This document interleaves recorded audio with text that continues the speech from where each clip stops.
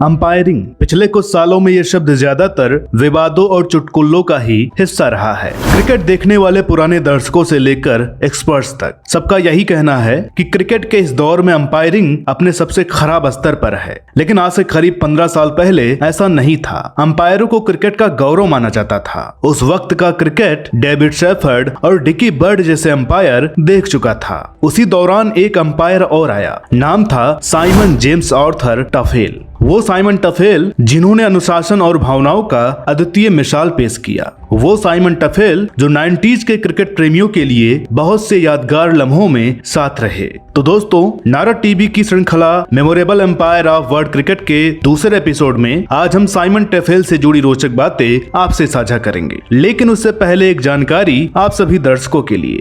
नमस्कार। ब्लॉग बनाने के लिए डोमेन और होस्टिंग कहां से खरीदें? दोस्तों, जब आपने सोच लिया है कि नहीं, मुझे फ्री ब्लॉग नहीं बल्कि एक बढ़िया प्रोफेशनल ब्लॉग बनाना है और उसे एक बिजनेस की तरह चलाना है और साथ ही साथ आपके पास एक बढ़िया टॉपिक का आइडिया भी है, तो अब सबसे ज्यादा ध्यान आपको देना है कि बढ़िया कंपनी से डोमेन और होस्टिंग लिया जाए ताकि आपका ब्लॉग बिल्कुल स्मूथ चले और आपको कोई परेशानी ना आए। साथ ही दोस्तों, मैं आपको थोड़ा क्लियर कर दूं, जैसा कि मैंने आपको पहले भी बताया है कि डोमेन होता है आपके ब्लॉग या वेबसाइट का नाम या एड्रेस, जिसे टाइप करके लोग आपके ब्लॉग तक पहुंच जाते हैं। या फिर आप ये समझिए कि आपके ऑनलाइन बिजनेस की पहचान उसी डोमेन नेम से होती है। डोमेन रखने से पहले ध्यान रखें कि आपको नाम ऐसा रखना है जो आसानी से लिखा और पढ़ा जा सके, साथ ही आपके टॉपिक के आइडिया को वो नाम रिप्रेजेंट करता हो। दूसरा है होस्टिंग, मतलब कि ऑनलाइन एक सर्वर जिसमें आपकी वेबसाइट का पूरा डाटा रहता है। इसीलिए आपके ब्लॉग की होस्टिंग बहुत ही बढ़िया कंपनी से होना बहुत जरूरी है। होस्टिंग खरीदते समय ध्यान रखें कि उस कंपनी का कस्टमर सपोर्ट अच्छा हो, अप टाइम और बैंडविड्थ सही हो और स्टोरेज भी काफी हो। इसके अलावा जो एक मेजर कंफ्यूजन रहता है कि जब आप डोमेन और होस्टिंग अलग अलग कंपनी से लेते हो तो आपको दोनों को आपस में कनेक्ट जरूर करना है, नहीं तो आप एक ही कंपनी में मैनेज्ड वर्डप्रेस होस्टिंग ले सकते हो जिसे कनेक्ट करने की जरूरत नहीं होती। ब्लू होस्ट में डोमेन एंड होस्टिंग एक साथ ले सकते हैं और इसमें आपको डोमेन फ्री मिल जाता है। आपको बस इतना करना है कि वीडियो के डिस्क्रिप्शन बॉक्स में दी गई लिंक पर क्लिक करना है और उसे चेक करना है। इस ऑफर का फायदा उठाएं क्योंकि इसमें कुछ ही दिन बचे हैं।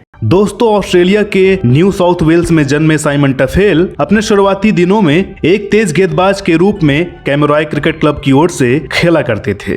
टफेल को साल 1990-91 सत्र में सबसे अधिक विकेट लेने के लिए बेस्ट प्लेयर अवार्ड भी मिला था। एक अच्छा क्रिकेटर बनने की ओर टफेल ने कदम बढ़ा दिए थे, लेकिन कुदरत को कुछ और ही मंजूर था। उसी दौरान टफेल को बैक इंजरी हुई और उसके बाद वे फिर कभी क्रिकेट नहीं खेल पाए। उस समय उनके एक दोस्त ने टफेल को अंपायरिंग करने की राय दी। शुरुआत में तो टफेल ने अंपायरिंग को गंभीरता से नहीं लिया, मगर एग्जाम की तैयारी करते वक्त उन्हें अंपायरिंग में दिलचस्पी आने लगी। इसका नतीजा ये रहा कि साइमन टफेल अंपायरिंग का एग्जाम पास कर लिया। संयोगवश टफेल का दोस्त फेल हो गया। 7 साल के लंबे अंतराल में अंपायरिंग की पढ़ाई और कई घरेलू मैचों में अंपायरिंग करने के बाद ऑस्ट्रेलिया क्रिकेट बोर्ड ने उन्हें उच्च स्तरीय मैचों में अंपायरिंग करने का कॉन्ट्रैक्ट दिया। जब टफेल ने जनवरी 1999 में सिडनी में ऑस्ट्रेलिया बनाम श्रीलंका एक दिवसीय से अपने अंतर्राष्ट्रीय करियर की शुरुआत की तो वो सिर्फ 27 साल के थे और सबसे कम उम्र में एक दिवसीय अंतर्राष्ट्रीय क्रिकेट में अंपायरिंग का रिकॉर्ड अपने नाम कर चुके थे। इस तरह का रिकॉर्ड टफेल ने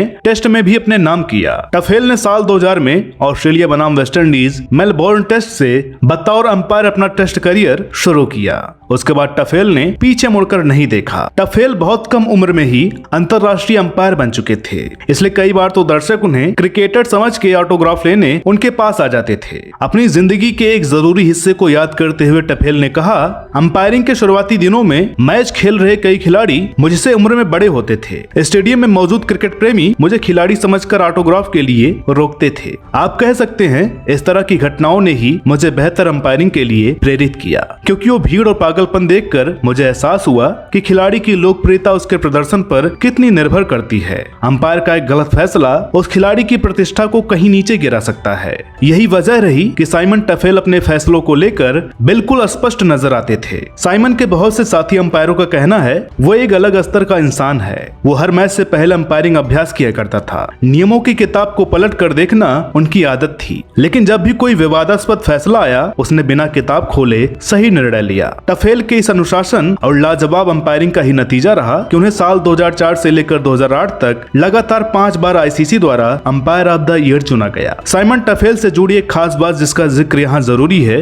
वो ये है कि साइमन उन चुनिंदा अंपायरों में से एक हैं जिनके खिलाड़ियों से मैदान में और मैदान के बाहर भी अच्छे संबंध थे। साल 2010 में में पाकिस्तान बनाम न्यूजीलैंड मैच के दौरान साइमन पाकिस्तानी खिलाड़ी मोहम्मद यूसुफ के कंधे पे हाथ टिका के खड़े हो गए थे और उनसे कहा, तुम्हें लगता होगा कि मैं ज्यादा ही सख्त हूँ, लेकिन यही नियम है खेल और जिंदगी का, हमें ऐसे ही आगे बढ़ते रहना है। साइमन क्रिकेट इतिहास की बहुत सी यादगार घटनाओं का हिस्सा रहे, लेकिन टफेल कहते हैं कि मेरे लिए साल 2005-6 में पेशावर में इंजमामुल हक को आउट देना एक यादगार फैसला था। दरअसल उस मैच में पाकिस्तानी कप्तान इंजमामुल हक को of string the field out दिया गया था। वो एक ऐसा फैसला था जिसके लिए अगले कुछ सालों तक साइमन की तारीफ हुई थी। दोस्तों, इसमें कोई शक नहीं कि भारतीय क्रिकेट प्रेमियों के लिए साल 2011 विश्व कप फाइनल जीत सबसे यादगार पल है। लेकिन साइमन की दृष्टि से देखें तो उस विश्व कप के क्वार्टर फाइनल में भारत की ऑस्ट्रेलिया पर जीत के अलग महत्व थे और ये कहना गलत नहीं होगा कि साइमन उस रोज इकलौते ऐसे ऑस्ट्रेलियाई होंगे जो ऑस्ट्रेलिया की हार पर खुश हुए होंगे, क्योंकि आईसीसी के नियमानुसार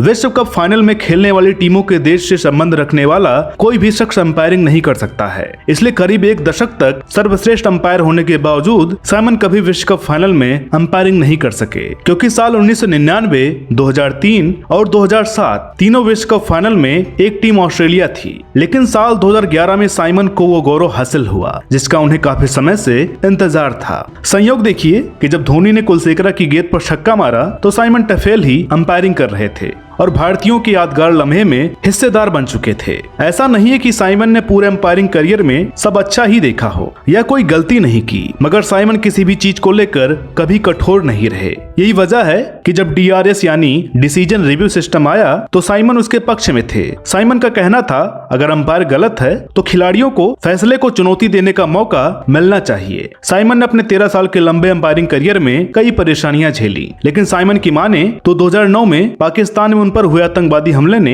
उनकी जिंदगी बदल कर रख दी। टफेल ने उस घटना को याद करते हुए बताया, वो वक्त मेरे लिए बहुत मुश्किल था। उस रोज मैंने अपने सामने मौत देखी थी। मिनी वैन ड्राइवर की मौत ने हमें हिला कर रख दिया। साइमन ने अंतर्राष्ट्रीय क्रिकेट में एक अंपायर के रूप में लंबी पारी खेली। साइमन ने 74 टेस्ट मैचों में अंपायरिंग की, साथ ही 174 वनडे और 34 T20 मैचों में भी साइमन टफेल अंपायर रहे। साइमन क्रिकेट इतिहास में ब्रॉन्ज बेल सम्मान यानी 100 वनडे मैचों में अंपायरिंग करने वाले सबसे कम उम्र के अंपायर थे। ये महज एक संयोग ही कहा जाएगा। जब 41 साल की उम्र में साइमन ने अंतर्राष्ट्रीय क्रिकेट अंपायरिंग से रिटायरमेंट की घोषणा की तो उसके तुरंत बाद ही आईसीसी ने उन्हें अंपायरिंग स्कूल का डायरेक्टर चुन लिया। इस शताब्दी के सर्वश्रेष्ठ अंपायर साइमन टफेल से जुड़ी कहानियां आपको कैसी लगी हमें जरूर बताइएगा। और अगर आप भी ब्लू होस्ट के माध्यम से अपनी वेबसाइट मिनटों में लॉन्च करना चाहते हैं तो डिस्क्रिप्शन में दिए गए लिंक पर जाकर अभी साइन अप करें। आज की वीडियो में बस इतना ही। जल्द मिलेंगे एक नई कहानी के साथ, तब तक के लिए नमस्कार।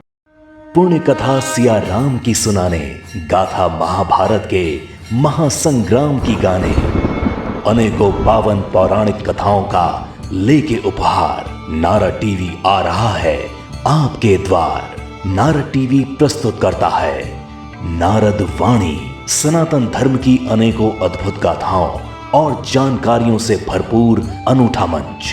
तो अभी सब्सक्राइब करें नारद वाणी YouTube चैनल को।